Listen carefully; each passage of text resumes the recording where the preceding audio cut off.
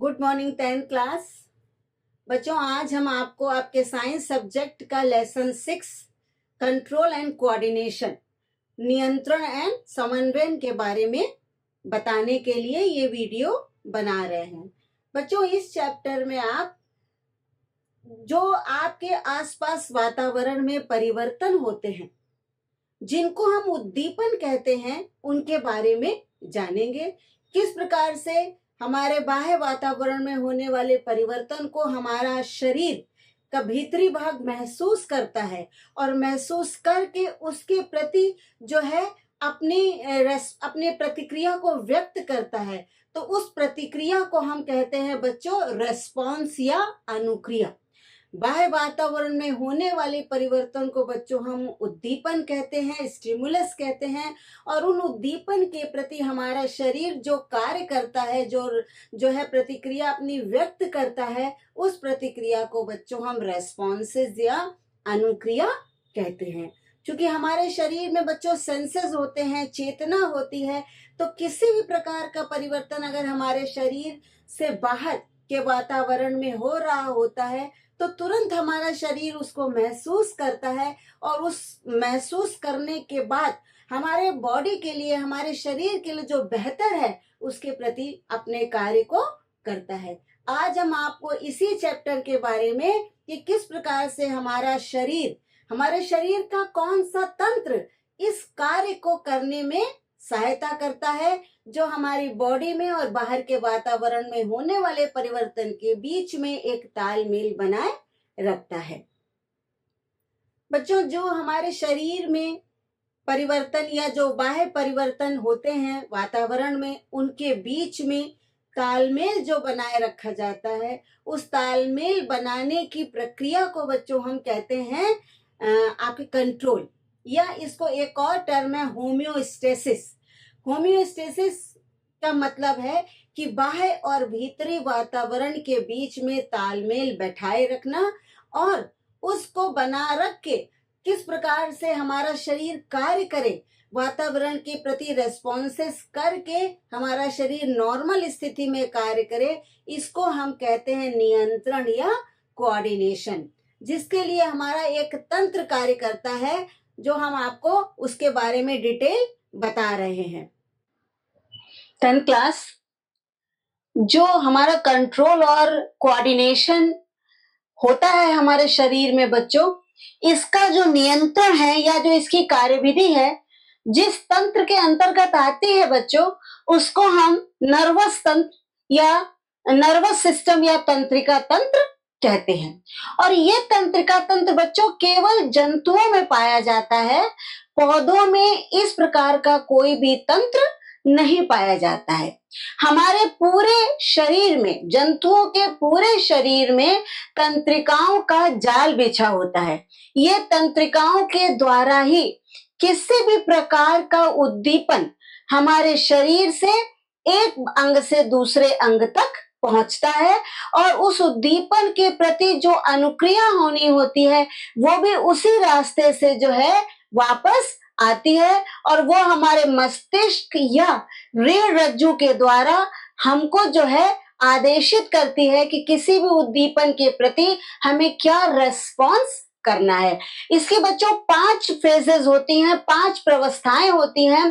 किस प्रकार से हमारे शरीर में अगर कोई उद्दीपन, हमारे आसपास कोई उद्दीपन हुआ और हमको उस उद्दीपन को महसूस किया, हमारे शरीर ने उसको रियलाइज किया, तो क्या होता है बच्चों, देखिए ये 5 स्टेजेस हैं जिसके द्वारा हमारा शरीर होने वाले उद्दीपन के प्रति अनुक्रिया प्रदर्शित करता है। कैसे बच्चों, देखिए सबसे पहले अगर कोई बाहर उद्दीपन हुआ, स्टिमुलस, कुछ भी हमारे शरीर में शरीर के बाहर प्रतिक्रिया हुई, तो उस प्रतिक्रिया, उस उद्दीपन को हमारे शरीर के ग्राही अंग, इस नर्वस सिस्टम में जो तंत्रिकाएं होती हैं, वो ग्राही अंग ने उस उद्दीपन को ग्रहण कर लिया और एक संवेदना मार्ग के द्वारा, ये पूरा एक तंत्रिकाओं का जाल है, तो संवेदना मार्ग के द्वारा बच्चों ये हमारे उद्दीपन को मस्तिष्क तक पहुंचा देते हैं। अब मस्तिष्क हमको जो है ये अनुमति देता है कि इस उद्दीपन के प्रति हमें क्या कार्य करना है। तो जब संवेदना मार्ग के द्वारा मस्तिष्क तक इस उद्दीपन की खबर पहुंच गई, तो बच्चों मस्तिष्क जो है प्रेरक मार्ग के द्वारा प्रेरणा देना कि अब इस उद्दीपन के प्रति आपको क्या कार्य करना है। प्रेरक मार्ग के द्वारा अपवाहक अंग, जो ले जाने वाले अंग होते हैं अनुक्रिया को, अपवाहक अंगों के द्वारा अनुक्रिया करता है। अर्थात हमें उस उद्दीपन के प्रति क्या करना है, इसका मस्तिष्क या रीढ़ रज्जु, ये दोनों ही हमारे नर्वस सिस्टम को कंट्रोल करते हैं। तो मस्तिष्क प्रेरक मार्ग के द्वारा अपवाहक अंग को आदेशित करता है अनुक्रिया करने के लिए। तो ये बच्चों आपको समझ में आ गया, ये 5 स्टेप्स होते हैं किसी भी उद्दीपन के प्रति अनुक्रिया प्रदर्शित करने के लिए। और बच्चों देखने में तो ये आपको 5 स्टेप लग रहे हैं, लेकिन इतने सडन ये होते हैं कि आप उसको महसूस भी नहीं कर सकते। और हमारे शरीर में अगर कोई उद्दीपन होता है तो उसके प्रति तुरंत हमको अनुक्रिया करने के लिए आदेश मिल जाता है। तो इस प्रकार से बच्चों हमारे शरीर में ये जो नियंत्रण है ये तंत्रिका तंत्र और पेशी ऊतक के द्वारा होता है। और तंत्रिका तंत्र के अंतर्गत जो है बच्चों हमारे पूरे शरीर में तंत्रिकाओं का जाल बिछा होता है, जिसके द्वारा उद्दीपन या मैसेज या संदेश एक अंग से दूसरे अंग तक पहुंचाए जाते हैं। 10th क्लास, ये आपके नर्वस सिस्टम में बच्चों जो हमारी कोशिकाएं पाई जाती हैं, जिनको तंत्रिका कोशिका कहते हैं, जिनका हमारी पूरी बॉडी में एक जाल बिछा होता है, ये तंत्रिका ऊतक की बनी होती है बच्चों। ये एक तंत्रिका कोशिका का बच्चों चित्र है। इसी प्रकार से एक तंत्रिका कोशिका यहाँ सिनेप्टिक घुंडी के द्वारा दूसरी तंत्रिका कोशिका से जुड़ी रहती है, और इस प्रकार से बच्चों ये एक दूसरे से जुड़कर पूरे शरीर में एक जाल बिछा लेती हैं तंत्रिका कोशिकाओं का। और इस जाल के द्वारा किसी प्रकार के उद्दीपन को, जो इन सूचनाओं का कंट्रोल करता है, वो है हमारे शरीर का मस्तिष्क और रीढ़ रज्जु। ये दो जो है ये हमारे शरीर में होने वाली किसी भी प्रकार की संवेदनाओं को, उद्दीपन को, उत्तेजनाओं को जो है कि उनके प्रति क्या प्रतिक्रिया हमें दर्शानी है, इसका निर्देश तंत्रिका कोशिका को देती है। उद्दीपन को तंत्रिका कोशिका ही ले जाती है और आदेश को, अनुक्रिया को तंत्रिका कोशिका ही ब्रेन से या रीढ़ रज्जु से संबंधित अंगों तक ले जाती है। इसका मतलब हुआ कि हमारे शरीर में तंत्रिका कोशिकाएं भी कई प्रकार की होती हैं, जिनके बारे में हम अभी आपको बताएंगे। उसके पहले बच्चों ये तंत्रिका कोशिका का एक चित्र है, और ये बहुत इंपॉर्टेंट है बच्चों। अक्सर जो बोर्ड एग्जाम्स होता है उसमें तंत्रिका कोशिका का चित्र, इसकी कार्यविधि पूछ लेते हैं। तो ये देखिए, ये एक तंत्रिका कोशिका का चित्र है, जिसमें सबसे पहले जो ऊपर का भाग होता है, जो हमारे मस्तिष्क से जुड़ा रहता है बच्चों, वो है कोशिका काय, या जिसको इंग्लिश में हम कहते हैं साइटोन, CYTON, साइटोन।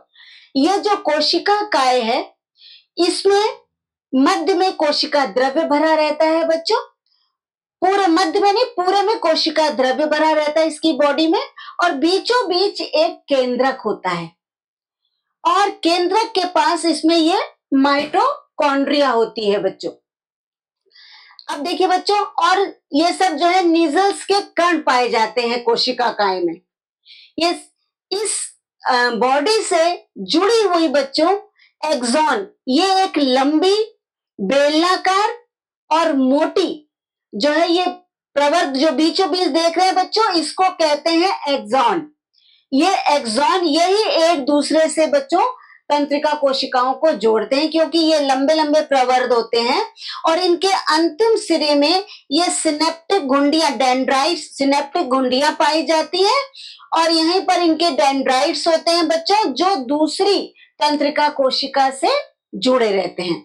ये जो एक्सॉन है ये एक शीट से जो है कवर रहता है, जिसको हम माइलिन शीट कहते हैं। और जहां पे ये दो हमारे शीट्स जुड़ी होती हैं उस जगह को हम रैनवियर का नोड कहते हैं। जहां पर ये माइलिन शीट एक दूसरे से जुड़ी रहती हैं बच्चों, उनको हम कहते हैं रैनवियर का नोड। तो इस प्रकार से बच्चों आपने देखा कि जो एक ये तंत्रिका कोशिका है ये मुख्यतः 3 भागों से मिलकर बनी होती है। इसकी संरचना 3 इसके प्रमुख भाग हैं जिनसे मिलकर ये बनी होती है। सबसे पहला भाग है बच्चों कोशिका काय। दिख रहा है बच्चों, सबसे पहला भाग है कोशिका काय। इस कोशिका काय देखिए ये मुख्य भाग है कोशिका काय, जिसमें एक केंद्रक होता है, माइटोकॉन्ड्रिया होती है, कोशिका द्रव्य में निसिल के कण पाए जाते हैं। दूसरा भाग बच्चों क्या है, वृक्षिकाएं या डेंड्रॉन्स। जो ये देखिए हैं इनको बड़े बड़े जो मोटे होते हैं उनको डेंड्रॉन कहते हैं और डेंड्राइट्स जो इस साइड में निकले रहते हैं इनको डेंड्राइट्स कहते हैं। डेंड्रॉन के पार्ट ही डेंड्राइट्स है, जो बिल्कुल कोने कोने पतले पतले हो जाते हैं, जो शरीर के बिल्कुल कोने कोने तक में पहुंच जाते हैं बच्चों, वो डेंड्राइट्स होते हैं। तो दूसरा भाग क्या हुआ, हिंदी में कहते हैं वृक्षिकाएं और इंग्लिश में कहते हैं डेंड्रॉन्स, और डेंड्रॉन से ही जो है इसकी शाखाएं डेंड्राइट्स निकली रहती हैं। ये दूसरा पार्ट हो गया बच्चों। और तीसरा पार्ट क्या है बच्चों, तंत्रिकाक्ष, या इसको इंग्लिश में कहते हैं एक्सॉन। ये जो बीच का भाग है जिसको कहते हैं तंत्रिकाक्ष या एक्सॉन। जो ये एक्सॉन होता है बच्चों ये कोशिका काय से, देखिए यहां से लेके जो है आपके दूसरी, ये किसी भी पेशी ग्रंथि से या आपके किसी प्रकार के हमारे सेंसिटिव अंग से जो है ये इसका अंतिम सिरा जुड़ा रहता है। और अंत में देखिए बच्चों ये सिनेप्टिक घुंडी द्वारा, ये सिनेप्टिक घुंडियां हैं, इन सिनेप्टिक घुंडियों के द्वारा ये दूसरी तंत्रिका तंत्र से जुड़ जाता है। तो इस प्रकार से एक तंत्रिका कोशिका में बच्चों 3 प्रमुख भाग हुए, कोशिका काय, ये डेंड्रॉन्स या वृक्षिकाएं, और तीसरा तंत्रिकाक्ष या एक्सॉन। इन 3 भागों से मिलकर एक कोशिका, तंत्रिका कोशिका, या जिसको इंग्लिश में कहते हैं बच्चों न्यूरॉन, न्यूरॉन की संरचना होती है। और न्यूरॉन से मिलकर ही नर्वस सिस्टम का डेवलपमेंट होता है, जिसका मुख्य पार्ट होता है बच्चों मस्तिष्क, हमारा ब्रेन, और दूसरा पार्ट होता है रीढ़ रज्जु, स्पाइनल कॉर्ड। यही दोनों हमारे शरीर में कंट्रोल करते हैं, हमारे शरीर में जो है कोऑर्डिनेशन बनाए रखते हैं बच्चों। तो ये बच्चों आपको समझ में आ गया कि हमारी शरीर में जो तंत्रिकाओं का जाल होता है वो तंत्रिका कोशिका होती है, जिसको इंग्लिश में न्यूरॉन कहते हैं, जिसकी संरचना में बच्चों 3 प्रमुख भाग होते हैं, कोशिका काय, डेंड्रॉन और आपके एक्सॉन या वृक्ष तंत्रिकाक्ष। तो इस प्रकार से ये एक तंत्रिका कोशिका का चित्र हो गया। तंत्रिका कोशिका जो है ये तंत्रिका ऊतक की बनी होती है। आप जानते हैं बच्चों कि हम जंतु में मनुष्य भी आ जाते हैं बच्चों, हमारा ब्रेन सबसे ज्यादा विकसित होता है और सभी प्रकार के कार्य मानव मस्तिष्क जो है बच्चों करता है। मस्तिष्क की बच्चों हमारी स्मरण शक्ति है, मस्तिष्क ही हमारे शरीर में किसी प्रकार के उद्दीपन की अनुक्रिया करने का आदेश देता है, अर्थात मस्तिष्क ही हमें गर्म ठंडा किसी भी प्रकार का वातावरण में होने वाले परिवर्तन के एहसास को मस्तिष्क के द्वारा ही महसूस किया जाता है और उसके प्रति जो हमें अनुक्रिया, जो रेस्पॉन्सेस करने हैं बच्चों, वो हमें मस्तिष्क के द्वारा ही आदेश मिलता है और हम उसी प्रकार से हम अपने कार्य को संपादित करते हैं। देखिए बच्चों, हमने अभी आपको तंत्रिका कोशिका में बताया था कि संवेदनाओं को, उद्दीपन को ले जाने का कार्य भी तंत्रिका कोशिका करती है, और उनके द्वारा होने वाले कार्य, जो आदेश हमको केंद्रीय भाग हमारे मस्तिष्क या रीढ़ रज्जु से मिलता है, उसका जो रेस्पॉन्स, जो हमारी अनुक्रिया होती है, वो भी कार्य तंत्रिका कोशिका ही करती है। तो एक तंत्रिका कोशिका तो नहीं ये कार्य कर सकती। अतः मानव शरीर में या जंतुओं में 3 प्रकार की तंत्रिका कोशिकाएं पाई जाती हैं। पहली होती है संवेदी तंत्रिका, जिसको सेंसरी न्यूरॉन्स भी कहते हैं, और इसका कार्य क्या है? ये संवेदनाओं को अंगों से केंद्रीय तंत्र, मस्तिष्क या रीढ़ रज्जु तक पहुंचाती है। अगर कोई बाहर उत्तेजना या स्टिमुलस या उद्दीपन हुआ है बच्चों, तो उनको ले जाने का कार्य कौन करती है? संवेदी तंत्रिका या सेंसरी न्यूरॉन्स। ये बाहरी वातावरण में होने वाले उद्दीपन को हमारे केंद्रीय तंत्र मस्तिष्क या रीढ़ रज्जु तक पहुंचाती हैं। अब मस्तिष्क उनके प्रति आदेश देता है कि भाई ये इस उद्दीपन के प्रति आप ये कार्य करिए। वो कौन ले जाता है बच्चों? उस कार्य को करने के लिए जो दूसरे प्रकार की तंत्रिका कोशिका होती है, वो है चालक या प्रेरक तंत्रिका, जिसको कहते हैं मोटर न्यूरॉन्स। मोटर न्यूरॉन्स जो है बच्चों, ये आपकी मोटर न्यूरॉन्स, ये मस्तिष्क से या तंत्रिका रज्जु से अर्थात केंद्रीय भाग से दिए गए आदेश को, दिए गए संदेश को जिस कार्यकारी अंगों तक पहुंचना है वहां पर ले जाने का कार्य करता है। कौन? चालक या प्रेरक तंत्रिका या मोटर न्यूरॉन्स। अब एक तो उद्दीपन को या उत्तेजना को ले गया और दूसरा मस्तिष्क द्वारा दिए गए आदेश का पालन करने के लिए संबंधित कार्यकारी अंगों तक ले गया, वो चालक। जो लाया वो संवेदी, जो हमारे संबंधित अंग से संदेश लेके आया वो संवेदी तंत्रिका थी। जो मस्तिष्क या केंद्रीय भाग के द्वारा दिया गया आदेश को संबंधित या कार्यकारी अंगों तक पहुंचाना है बच्चों, वो कार्य किया हमारे चालक या प्रेरक तंत्रिका तंत्र ने। तो 2 प्रकार की तंत्रिकाएं हो गई। और तीसरी होती है मिश्रित या साचर्य तंत्रिका कोशिका, जिसको हम मिक्स्ड या इंटर न्यूरॉन कहते हैं। इसका क्या कार्य होता है बच्चों?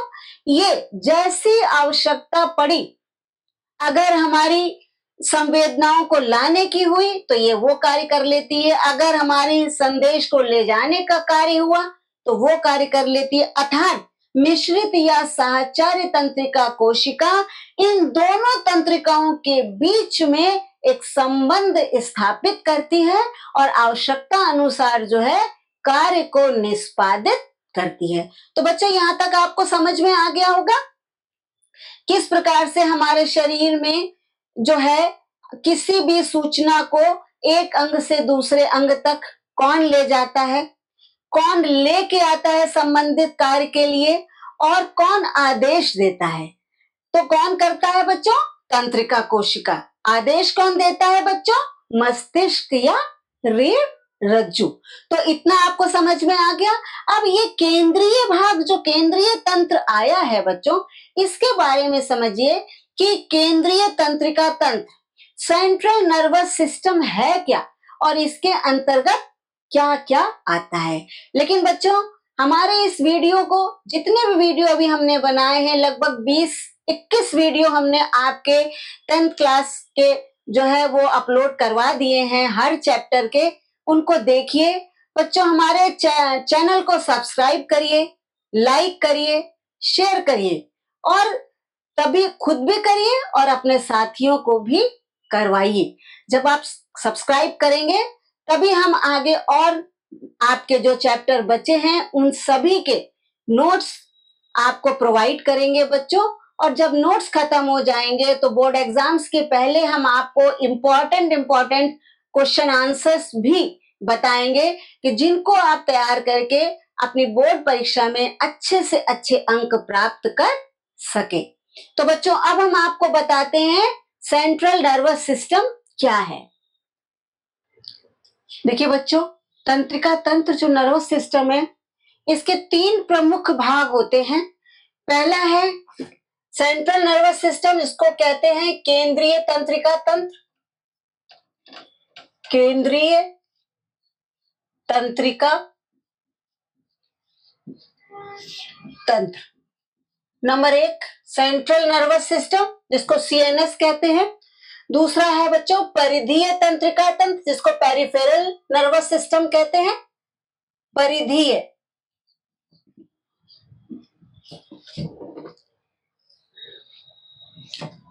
परिधीय तंत्रिका तंत्र। और तीसरा होता है बच्चों स्वायत्त तंत्रिका तंत्र या ऑटोनोमस। स्वायत्त तंत्रिका तंत्र या जिसको कहते हैं ऑटोनोमस नर्वस सिस्टम। 3 प्रकार के तंत्रिका तंत्र के अंतर्गत, नर्वस सिस्टम के अंतर्गत 3 भागों में इसको डिवाइड किया गया है। Central nervous system, peripheral nervous system and autonomous nervous system. केंद्रीय तंत्रिका तंत्र, परिधीय तंत्रिका तंत्र और स्वायत्त तंत्रिका तंत्र। अब इसके अंदर बच्चों क्या क्या आता है इसको समझिए। देखिए 10th क्लास, संपूर्ण तंत्रिका तंत्र को 3 भागों में डिवाइड किया गया है, क्योंकि हमारा शरीर एक जटिल संरचना के द्वारा निर्मित है।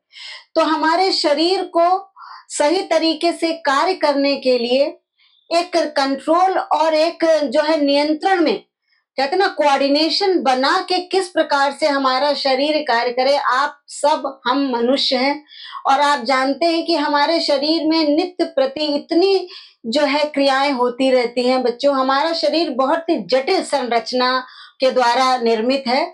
तो इसमें जो और कंट्रोल किसके द्वारा होता है? तंत्रिका तंत्र के द्वारा।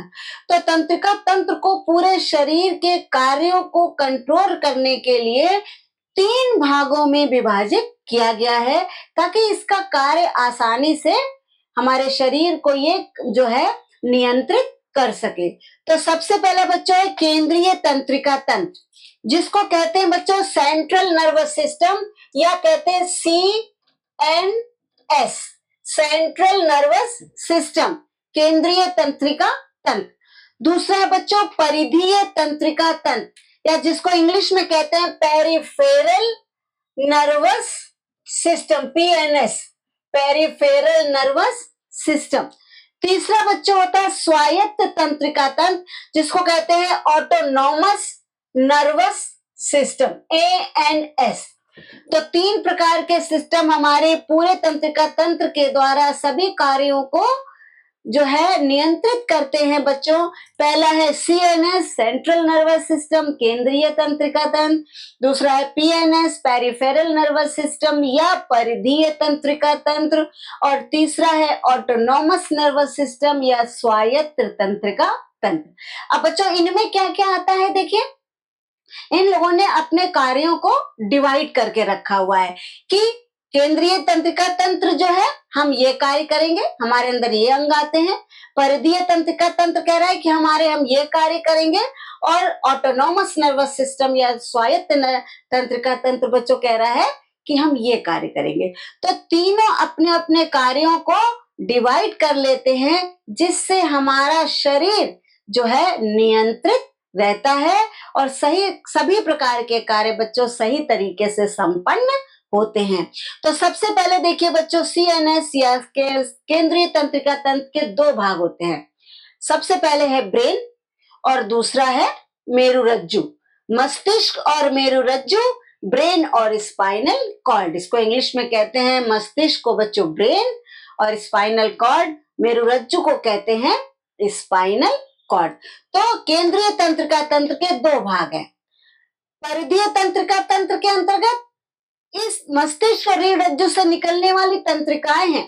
तो इसमें एक तो क्रेनियल नर्व्स आती है जिनको हम कपालीय तंत्रिकाएं कहते हैं, और दूसरा रीढ़ तंत्रिकाएं जिसको हम स्पाइनल नर्व्स कहते हैं।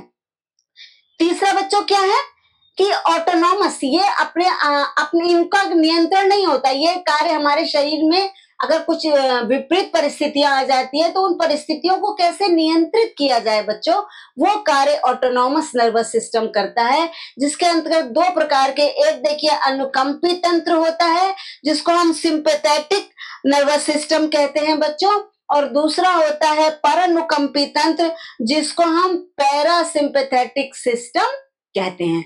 अब इनके बारे में बच्चों हम आपको विस्तार से बताएंगे, ये आपको समझ में आ गया होगा।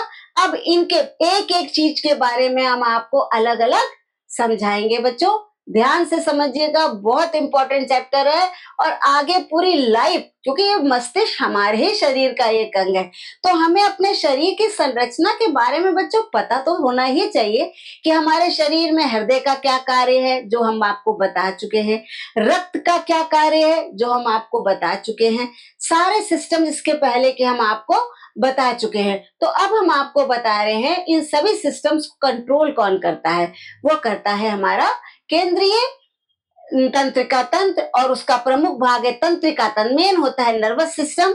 नर्वस सिस्टम के अंतर्गत जो 3 भाग हैं उसमें सबसे पहला भाग जो है वो बच्चों केंद्रीय तंत्रिका तंत्र है, जिसके अंतर्गत हमारा ब्रेन आता है।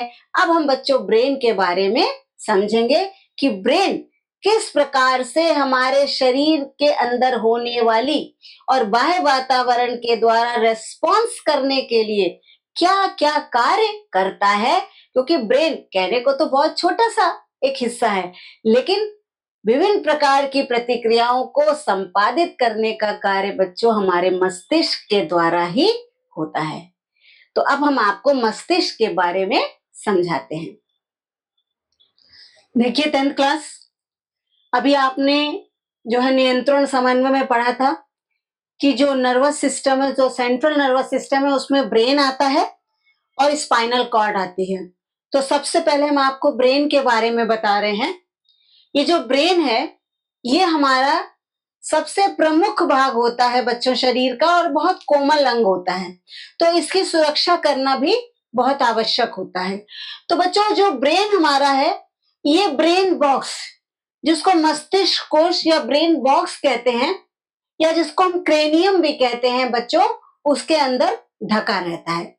जो ये ब्रेन बॉक्स होता है बच्चों, ये दोहरी झिल्लियों के द्वारा कवर रहता है और इन दोनों झिल्लियों के बीच में साइनोवियल फ्लूइड पाया जाता है, जो द्रव जो भरा रहता है, तरल पदार्थ, वो जैसे थोड़ा बहुत अगर झटका लगता है या कोई जर्क होता है तो उन आघातों से ये ब्रेन की सुरक्षा करता है।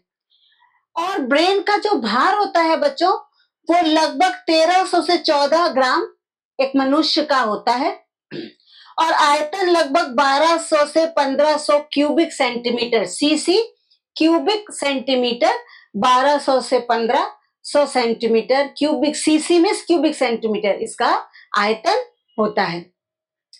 तो बच्चों हमारा मस्तिष्क हेड में, हमारे सर में एक ब्रेन बॉक्स के अंदर जो दोहरी झिल्ली का बना, झिल्लियों के मध्य में एक तरल पदार्थ जो हमारे मस्तिष्क को आघातों से बचाता है, उससे हमारे मस्तिष्क की रक्षा करता है। अब मस्तिष्क जो है हमारा बच्चों बना कैसे, कितने भागों से मिलकर, क्योंकि हमारे मस्तिष्क तो बहुत सारे कार्य हैं, तो कैसे करते हैं ये कार्य। देखिए हमारा पूरा जो ब्रेन है ये 3 प्रमुख भागों से मिलकर बना है और तीनों के कई पार्ट्स हैं बच्चों, और हर पार्ट के अपने एक विशेष कार्य हैं। जैसे देखिए 3 प्रमुख भाग कौन कौन से मस्तिष्क के बच्चों, अग्र मस्तिष्क, मध्य मस्तिष्क और पश्च मस्तिष्क। अग्र, मध्य और पश्च, fore brain, mid brain, hind brain. अब अग्र मस्तिष्क में देखिए बच्चों, अग्र मस्तिष्क को जो है हम 3 भागों में बांटते हैं। पहला है हमारा ऑल्फैक्टरी ब्रेन या घ्राण मस्तिष्क। मनुष्य में ये बहुत कम विकसित होता है, नहीं के बराबर होता है, और इसका प्रमुख कार्य होता है गंध, महक को पहचानना। दूसरा बच्चों है सेरिब्रम या प्रमस्तिष्क। ये देखिए चित्र भी दिया हुआ बच्चों, सेरिब्रम या प्रमस्तिष्क ये वाला भाग है हमारे अग्र मस्तिष्क का। ये वाला भाग जो होता है ये सेरिब्रम या प्रमस्तिष्क कहलाता है। और ये पूरे मस्तिष्क का 80% पार्ट जो है ये प्रमस्तिष्क के द्वारा कवर रहता है। ये जो प्रमस्तिष्क है बच्चों, जिसको हम इंग्लिश में सेरिब्रम भी कहते हैं, ये दो प्रकार के मैटर, एक धूसर पदार्थ जिसको ग्रे मैटर कहते हैं और दूसरा श्वेत पदार्थ जिसको व्हाइट मैटर कहते हैं, के द्वारा बना हुआ होता है। धूसर पदार्थ ग्रे मैटर और श्वेत पदार्थ व्हाइट मैटर का बना हुआ होता है बच्चों। जो इसमें धूसर द्रव्य भरा होता है धूसर पदार्थ में, जो ग्रे मैटर में क्या कार्य होते हैं ग्रे मैटर के, ये एक तो हमारे स्मृति मेमोरी सेंटर होता है, स्मृति केंद्र, हमारे हार्ट के मूवमेंट को कंट्रोल करना बच्चों, हमारा भोजन ग्रहण करना, हमें सांस लेना, या हमें किसी प्रकार के इमोशंस, चाहे वो घृणा हो, प्रेम हो, हर्ष हो, दुख हो, भय हो, आदि अन्य बहुत सी जो क्रियाएं हमारे आसपास होती हैं जिनको हम महसूस करते हैं, वो हमारा मस्तिष्क ही करता है। और मस्तिष्क का कौन सा भाग? अग्र मस्तिष्क का प्रमस्तिष्क भाग, जो पूरे मस्तिष्क का बच्चों 80% पार्ट जो है वो कवर अप करता है। दूसरा बच्चों इसका क्या है, एक तो ग्रैंड मस्तिष्क हो गया जो बहुत कम डेवलप होता है, दूसरा प्रमस्तिष्क जो 80% पार्ट लिए रहता है, और तीसरा है डायनसेफेलॉन। ये डायनसेफेलॉन जो है ये छोटा पार्ट होता है और इसमें डायनसेफेलॉन बच्चों दो भागों से मिलकर बना होता है। एक है देखिए थैलेमस और दूसरा है हाइपोथैलेमस। थैलेमस और हाइपोथैलेमस। तो थैलेमस का क्या कार्य है? जो थैलेमस पार्ट होता है बच्चों, वो हमारे शरीर में होने वाले दर्द को, या हमको ठंडा महसूस हो या गर्म महसूस हो, ये रियलाइज हमारे मस्तिष्क के थैलेमस वाले पोर्शन के द्वारा ही हमको रियलाइज होता है। दूसरा बच्चों हाइपोथैलेमस जो है, थैलेमस के नीचे हाइपोथैलेमस पार्ट होता है जिसका कार्य होता है भूख, प्यार, घृणा या ताप, शरीर नियंत्रण, हमारे बॉडी में टेम्परेचर रेगुलेशन का कार्य हाइपोथैलेमस भाग करता है। तो ये हमारे अग्र मस्तिष्क के कार्य हो गए। अब 80% ब्रेन तो इसी ने ले लिया बच्चों, बाकी हमारा जो है मध्य मस्तिष्क जो होता है ये बहुत छोटा होता है। मनुष्य में मध्य मस्तिष्क बहुत कम होता है, बहुत छोटा होता है, और ये इसका कार्य केवल इतना होता है मध्य मस्तिष्क का कि ये मस्तिष्क को मेरुरज्जु से जोड़ता है, ज्वाइंट करता है। अब तीसरा बच्चों हो गया पश्च मस्तिष्क, हाइंड ब्रेन। ये हाइंड ब्रेन जो है बच्चों ये दो प्रकार के दो भागों से मिलकर बना होता है। एक है सेरिबेलम जिसको कहते हैं अनुमस्तिष्क बच्चों, ये वाला पार्ट, और तीसरा होता है ब्रेन का लास्ट पार्ट जिसको हम मस्तिष्क पुच्छ या मेडुला ऑब्लंगेटा भी कहते हैं, ये वाला पार्ट मेडुला ऑब्लंगेटा। तो आपने देखा पश्च मस्तिष्क में दो भाग हैं, ये अग्र मस्तिष्क हो गया, मध्य मस्तिष्क तो बहुत छोटा होता है, और पश्च मस्तिष्क में ये हो गया सेरिबेलम जिसको अनुमस्तिष्क कहते हैं, और ये हो गया मेडुला ऑब्लंगेटा जो मस्तिष्क पुच्छ कहलाती है। तो अनुमस्तिष्क जो आपके सेरिबेलम है बच्चों, उसका क्या कार्य है? इसका प्रमुख कार्य है हमारे शरीर में संतुलन बनाए रखना, बैलेंसिंग, हमारी बॉडी की बैलेंसिंग का कार्य जो है ये सेरिबेलम के द्वारा ही होता है। पेशियों पर नियंत्रण करता है, और भी हमारे शरीर में बहुत से कार्य हैं जो हमारे सेरिबेलम के द्वारा ही निर्धारित किए जाते हैं। जो अचानक हमारे शरीर में कोई, जैसे हमको एकदम से हमारे शरीर का संतुलन बिगड़ जाता है या पेशियों पे नियंत्रण खत्म हो जाता है, तो वो कार्य जो है हमारे सेरिबेलम के द्वारा ही नियंत्रित होता है। दूसरा बच्चों क्या है? मेडुला ऑब्लंगेटा, या इसको मस्तिष्क पुच्छ भी कहते हैं। क्या कहते हैं बच्चों? मस्तिष्क पुच्छ। ये क्या है? ये बेलनाकार होता है। ये देखिए मेडुला ऑब्लंगेटा, ये बेलनाकार और मस्तिष्क का सबसे पिछला भाग होता है। ये हमारे शरीर में जो अनैच्छिक क्रियाएं होती हैं, जैसे हमारा श्वसन क्रिया करना, हमारे हृदय का धड़कना, हमारे रक्त का परिसंचरण, जिसमें हमारा कोई कंट्रोल नहीं है, इन सभी क्रियाओं को हमारे मेडुला ऑब्लंगेटा के द्वारा नियंत्रित किया जाता है। तो बच्चों ये हमारे मस्तिष्क के प्रमुख भाग हो गए, पहला अग्र, दूसरा मध्य, तीसरा पश्च मस्तिष्क। ये देखिए बच्चों, ये चित्र बना हुआ, ये अग्र मस्तिष्क, मध्य मस्तिष्क के बाद और ये पश्चिम मस्तिष्क है, जिसमें हमारा मेडुला ऑब्लोंगेटा और सेरिबेलम आता है। तो बच्चों ये देखिए मस्तिष्क का चित्र है और ये आपके मस्तिष्क के विभिन्न प्रकार के भाग हैं। आपको अपने ब्रेन, अपने मस्तिष्क के बारे में बच्चों समझ में आ गया होगा। जो बच्चों में बच्चों ब्रेन होता है, जैसे हमारे ब्रेन का भार तो 1300 से और 1400 ग्राम होता है, लेकिन जो बच्चों में ब्रेन पाया जाता है उसका वेट लगभग 370 से 400 ग्राम तक होता है। बहुत कम, क्योंकि वो जैसे बच्चे का साइज होगा उस हिसाब से उसके ब्रेन का डेवलपमेंट होता है। तो हमें उम्मीद है बच्चों आपको आपके नर्वस सिस्टम में ब्रेन जो प्रमुख पार्ट है वो समझ में आ गया होगा। कोई दिक्कत हो तो हमें जरूर बताइएगा कमेंट्स के द्वारा। हमने पूरी कोशिश करी है लिख कर भी, प्रमुख प्रमुख भाग जो हमने आपको लिख दिए हैं। अग्र मस्तिष्क क्या कार्य करता है, मध्य मस्तिष्क क्या कार्य करता है, पश्चिम मस्तिष्क के क्या कार्य हैं, और ये हमने चित्र बना दिया है शॉर्ट में। ये भाग अग्र मस्तिष्क हो जाता है बच्चों, ये हमारा जो है पश्चिम मस्तिष्क है, और मध्य मस्तिष्क का कार्य तो केवल जुड़ना होता है, जो हमारे ब्रेन को हमारे मेरुरज्जु से जोड़ता है। तो इस प्रकार से हमारे मस्तिष्क के द्वारा हमारे जो भी शारीरिक गतिविधियां होती हैं उन सब का नियंत्रण और नियमन का कार्य मस्तिष्क के द्वारा ही होता है। अब दूसरा बच्चों जो भाग है सेंट्रल नर्वस सिस्टम का, वो है मेरुरज्जु। अब हम आपको उसके बारे में समझाते हैं। देखिए बच्चों, सेंट्रल नर्वस सिस्टम का दूसरा पार्ट था मेरुरज्जु या स्पाइनल कॉर्ड। ये जो स्पाइनल कॉर्ड है, ये इसका देखिए बच्चों चित्र है। ये जो स्पाइन मेरुरज्जु है, ये मस्तिष्क का पश्च लंबा भाग होता है, जो खोपड़ी के पिछले छोर पर पाया जाता है, और वहां पर बच्चों मस्तिष्क के पश्च लंबे भाग के द्वारा ये खोपड़ी के पश्च छोर पर उपस्थित महारंध्र, जिसको फोरामेन मैग्नम कहते हैं, से निकलकर रीढ़ की हड्डी में जितना भाग फैला रहता है उसको हम मेरुरज्जु कहते हैं। कहां से?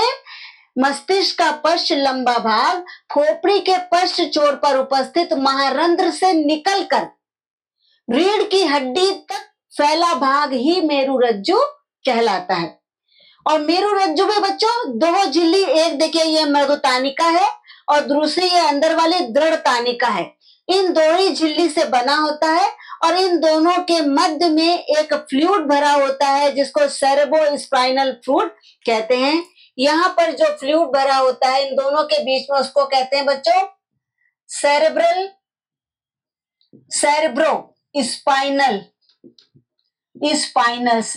स्पाइनल फ्लूइड या तरल द्रव, फ्लूइड भी कह सकते हैं या तरल द्रव। सेरेब्रो स्पाइनल तरल द्रव भरा रहता है, जिससे जो इसकी रक्षा करता है झटकों से। तो ये बच्चों देखिए मेरुरज्जु की संरचना। मेरुरज्जु कार्य क्या करता है? एक तो ये बच्चों मार्ग प्रदान करता है, रास्ता देता है। कहाँ? किसको? मेरुरज्जु जो है मस्तिष्क से आने जाने वाली तंत्रिकाओं को, जो मस्तिष्क में आवेग जाने होते हैं या मस्तिष्क से आने होते हैं, तो कौन लाता ले जाता है? तंत्रिकाएं। तो मस्तिष्क, मेरुरज्जु मस्तिष्क से आने और जाने वाले आवेगों को रास्ता प्रदान करता है, मार्ग प्रशस्त करता है। नंबर 2, मेरुरज्जु का मुख्य कार्य है प्रतिवर्ती क्रियाओं का संचालन और उनका नियमन। अब बच्चों आप लोग सोचेंगे प्रतिवर्ती क्रियाएं क्या होती है? देखिए जनरली क्या होता है, जब हमारे शरीर में कोई सेंसेशन या कोई उद्दीपन होता है, उसकी सूचना ब्रेन तक जाती है, और ब्रेन तक जाने का रास्ता मेरुरज्जु से होकर ही जाता है। मेरुरज्जु ही देखिए आने जाने को जो है रास्ता प्रदान करता है। तो किसी प्रकार की उत्तेजना को मस्तिष्क तक जाना और मस्तिष्क से प्राप्त आदेशों के द्वारा क्रियान्वयन करना, तो उसके लिए ये मेरुरज्जु रास्ता प्रदान करता है तंत्रिकाओं को ब्रेन तक जाने के लिए। लेकिन कुछ ऐसी क्रियाएं होती हैं बच्चों जिनको मेरुरज्जु जो है ब्रेन का इंतजार नहीं करता है कि ब्रेन तक जाए और वहां से प्राप्त आदेश मिले। तो ऐसी क्रियाएं जिसमें मेरुरज्जु खुद ही निर्णय ले लेता है और तुरंत आदेश दे देता है, ऐसी क्रियाओं को हम प्रतिवर्ती क्रियाएं या रिफ्लेक्स एक्शन कहते हैं। जिन क्रियाओं को ब्रेन तक न पहुंचाकर स्वयं निर्णय ले लेता है मेरुरज्जु, उन क्रियाओं को हम प्रतिवर्ती क्रियाएं कहते हैं। और ये प्रतिवर्ती क्रियाएं, जैसे अचानक हमारा हाथ किसी आग वाली जगह पर लग जाता है, गर्म पे लग जाता है, हम तुरंत अपना हाथ पीछे कर लेते हैं ना बच्चों, इसको हम रिफ्लेक्स एक्शन कहते हैं। तो रिफ्लेक्स एक्शन वो एक्शन है जिसमें हमारी जो आवेग है वो ब्रेन तक ना पहुंचकर प्रतिवर्ती क्रिया ही उसको संचालित कर लेती है, तुरंत आदेश दे देती है। ऐसी क्रियाओं को बच्चों प्रतिवर्ती क्रियाएं कहते हैं, जो हमारे मेरुरज्जु के द्वारा संचालित होती हैं। नेक्स्ट बच्चों देखिए, ये हमारा सेंट्रल नर्वस सिस्टम हो गया। अब दूसरा है हमारा पेरिफेरल नर्वस सिस्टम, बहुत शॉर्ट इसका आपके कोर्स में है। और ऑटोनॉमस नर्वस सिस्टम, ये भी बहुत शॉर्ट है, तो ये आपको हम बताकर और बच्चों इस वीडियो को हम समाप्त करते हैं। लेकिन बच्चों मेरे वीडियो को आप लोग लाइक, शेयर और सब्सक्राइब जरूर करिए और हमको मोटिवेट करिए। हमें भी मोटिवेशन की जरूरत है बच्चों, आपके सहयोग की जरूरत है। हम आपके लिए सोच रहे हैं, आप हमारे जो है वीडियो को ज्यादा से ज्यादा देखिए और हमें सहयोग दीजिए।